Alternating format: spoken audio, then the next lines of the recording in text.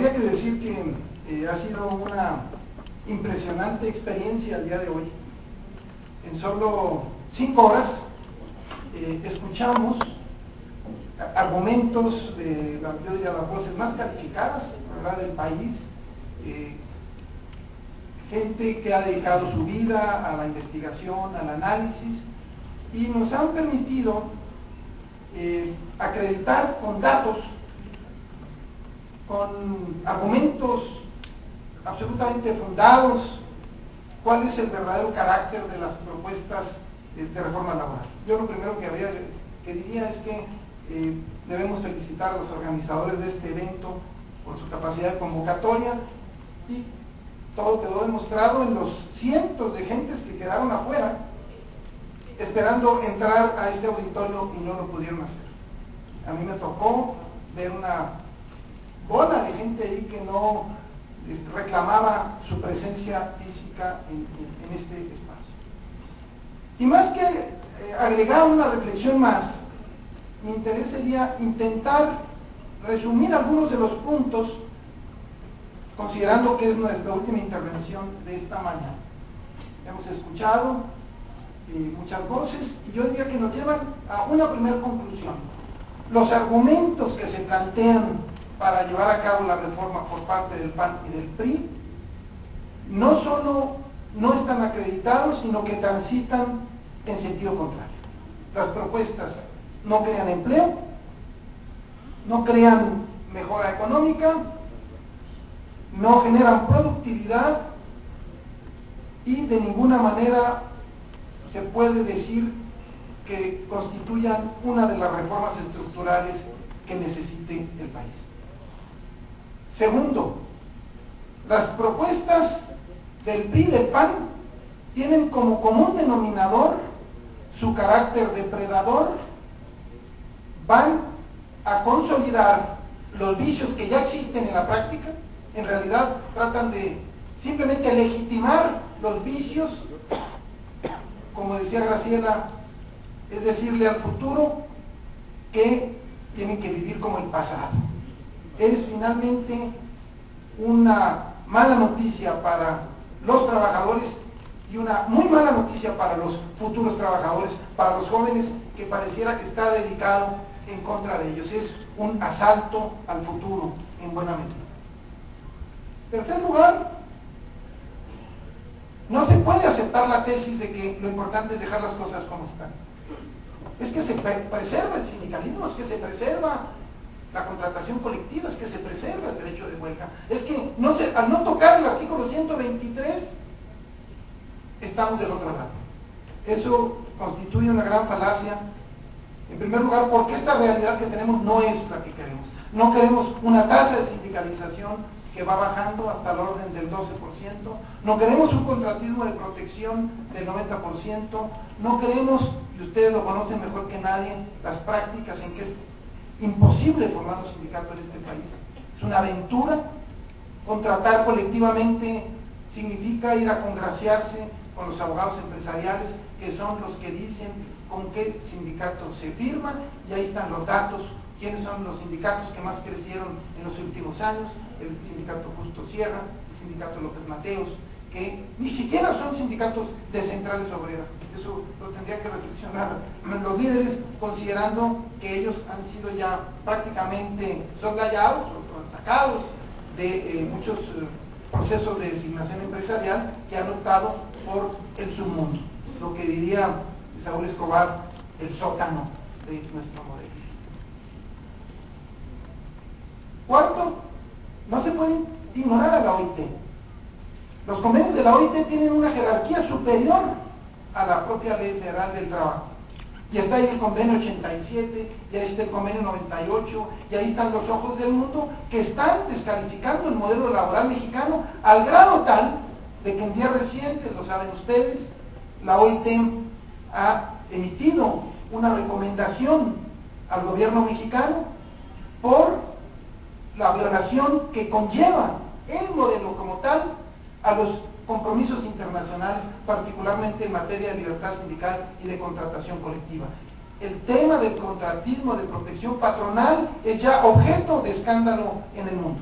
es objeto de una descalificación. Antes era de los trabajadores mexicanos que conocían la realidad. Posteriormente fue las organizaciones internacionales que conocieron el caso del SME, que conocieron el caso de los mineros y que empezaron a conocer los casos de la pequeña y mediana industria, lo que pasaba con los gasolineros del DF, lo que pasaba con las empresas medianas, en donde es prácticamente imposible tener una organización auténtica. Es hoy la organización más calificada del mundo, la especializada en la materia, la OIT, quien dice al gobierno mexicano: tú no puedes seguir por esa senda porque las reglas como operan el registro de los sindicatos, la toma de nota, las restricciones en materia de recuentos, el contratismo de protección, las juntas de conciliación y arbitraje como entidades parciales, como entidades lentas, como entidades totalmente ajenas a lo que debe constituir un sistema de justicia, de ninguna manera es aceptable en el contexto internacional. Y por esa razón, lo que señalaba Patricia Cruzay resulta esencial en el sentido de que se tiene que atender a esa observación internacional antes de llevar a cabo un proceso legislativo nacional. Quinto, hay otros caminos, hay muchas experiencias. Graciela Benzuzán es muy dada a exponer, y porque cuenta con muchos elementos de información en sus investigaciones, de experiencias exitosas en otros países. Nos lo decía Saúl Escobar, nos lo decía Bouzas. Hay otros países que han transitado hacia una línea de crecimiento, de mejora en el empleo, de mejora en los salarios, bajo otro esquema totalmente distinto al que hoy se están planteando. Lo que nos demuestra es que otro mundo es posible en materia laboral. Sin embargo, esas experiencias están siendo totalmente ignoradas por estas propuestas del PRI y del PAN. Sexto, las propuestas son, y la reflexión filosófica que nos hacía el doctor Montoya me parece a mí de fondo, profundamente injustas, y yo diría, incluso, no diría yo, lo dijo él, inmorales. Esa es, yo digamos, la conclusión que él señala. Y esto me lleva obviamente a la conclusión de cómo el Partido Acción Nacional está traicionando los principios en los que dice sustentar su ideal. Constituye efectivamente una propuesta que va a hacer totalmente lesiva a los que menos tienen, y por otro lado también va a ser lesiva al sector empresarial, porque una propuesta de esta naturaleza lo que va a convocar es a la respuesta directa de los trabajadores a través del tortuguismo, la acción directa en la medida en que estemos cerrando las puertas de la legalidad. Esto va a ser, yo diría, totalmente digamos, contrario a los propios intereses del sector empresarial. Se trata de una propuesta, decía Barba, y me parece muy importante, inconstitucional. Y esto la descalifica, en principio, en la medida en que la ley, además de estar subordinada a la jerarquía de los convenios internacionales, también lo está a la propia Carta Magna. Y hay elementos concretos que acreditan este carácter inconstitucional. ¿Requiere de un análisis específico? Sí. Rápidamente, digamos, outsourcing que es esencial, la crítica, porque rompe el principio de subordinación, me refiero a la propuesta del PRI, porque rompe con el principio de igualdad, porque está en la lógica exclusiva de los derechos mínimos. Esa es su idea. En la medida en que se te respete el salario mínimo y se te afilia al seguro social, cualquier patrón puede subcontratar. Porque no contempla la justificación bajo el principio de especialidad que podría darse en esta materia, y que habría que analizar la diferencia entre el intermediario y el outsourcing, porque si ustedes analizan ya el texto específico de la ley, se dan cuenta que hay un cambio radical en el paradigma jurídico en la medida en que se reconoce como tal la creación de esta figura en régimen de subcontratación, porque excluye protecciones, la inspección, la presunción del trabajo doloso, y porque la última versión del PRI, curiosamente, cambia radicalmente en todas las materias, al grado tal de lo que en una iniciativa constituía un delito penal, en otra se convierte en una simple falta administrativa. Además de que, obviamente, no admite ya la presencia de la inspección en la materia. Se trata de una propuesta que dentro de su agenda específica, aparte del outsourcing, está el tema de salarios caídos, en donde el problema de fondo es el contar con otro sistema de justicia. Es cierto que todo el mundo queremos que haya juicios que terminen en 3 o 6 meses. Eso es un interés, digamos, de carácter nacional, lo quieren los empresarios, lo quieren los trabajadores. El problema no es limitar los salarios caídos, sino contar con un sistema de justicia que nos permita resolver los juicios en 3 o 6 meses. Pero esa no es la solución que se le está dando. ¿Por qué? Porque no se quiere tocar lo que está de fondo, que es el interés del control que conllevan las juntas de conciliación y arbitraje. O sea, se quiere hacer un cambio, pero siempre preservando los intereses. El 388, una disposición, un artículo por encargo de un grupo de empresarios del sector aeronáutico que lesiona los derechos de los trabajadores de este sector, incluyendo a los universitarios y a los del sector aeronáutico. Los contratos temporales como paradigma de una contratación temporal que se considera que va a ser motivo de mejora a la productividad cuando existen experiencias en sentido distinto. El recuento, este recuento del que se ha hablado poco, que es impresionante, exclusivamente quien tenga el carácter de sindicalizado. Uno diría, ¿y quiénes van a ser los que tienen el carácter de sindicalizar una nómina? Pues a los que se les descuenta cuota sindical. ¿Y a quiénes se les descuenta cuota sindical? Pues exclusivamente a los trabajadores del sindicato demandado. Esto es el sindicato que escogió el patrón desde el inicio de la contratación colectiva. Los criterios de asignación salarial bajo la modalidad de bonos, en fin, una lista larga que nos demuestran que se trata de un proyecto totalmente lesivo. Punto noveno, si se aprueba, ¿qué pasaría? Más despidos, menos salarios, más inseguridad, y yo diría se cancelaría una oportunidad que resulta esencial para mejorar el mundo del trabajo.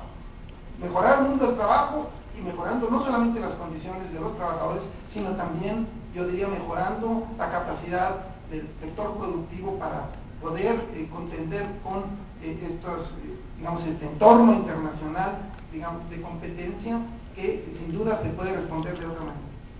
Y por último, frente a este escenario, la pregunta es ¿qué hacer? Y yo diría, hoy las organizaciones sindicales tienen una tarea esencial para movilizar todos sus recursos. ¿Es ahora o nunca? Y además con una responsabilidad específica y yo diríamos muy trascendente en la medida en que si solo uno de cada 100 trabajadores en nuestro país puede estar en un sindicato democrático, un sindicato que elige a sus representantes, que da cuenta del patrimonio sindical, que consulta a sus asambleas, resulta obvio que en ustedes existe una gigantesca responsabilidad, porque de cada trabajador, al menos hay 100 trabajadores o 99 que no pueden verse representados, que están angustiados, que están cuidando la chamba, que tienen temor de poder, digamos, expresarse en esta movilización que tanto necesitamos.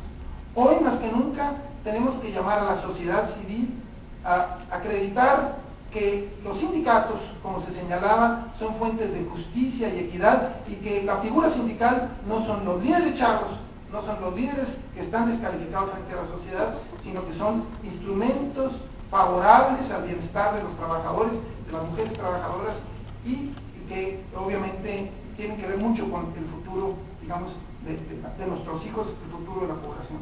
Concluyo señalando que hoy tenemos que tocar todas las puertas, hoy tenemos que acudir a la sociedad civil, cuyos varios representantes estuvieron de manera destacada en este evento del día de hoy. Tenemos que acudir a la experiencia, tenemos que acudir a los hechos concretos, argumentar con las luchas específicas, pues tenemos ahí está el ESME, ahí están los mineros, ahí está la pequeña y mediana industria, ahí están las luchas de esos pequeños centros de trabajo que pocos se conocen, de tal manera que tenemos que convertir en unas cuantas horas, en unos cuantos días, una jornada que por lo pronto detenga la reforma en los términos que se pretenden aprobar y que nos permita a su vez demostrar, como se ha hecho esta mañana, que hay elementos objetivos para acreditar, para transitar por otra vía, de tal manera que podamos tener, porque creo que se necesita una reforma laboral, no tengo ninguna duda, necesitamos cambiar el mundo que vivimos, pero en un sentido totalmente distinto. Muchas gracias.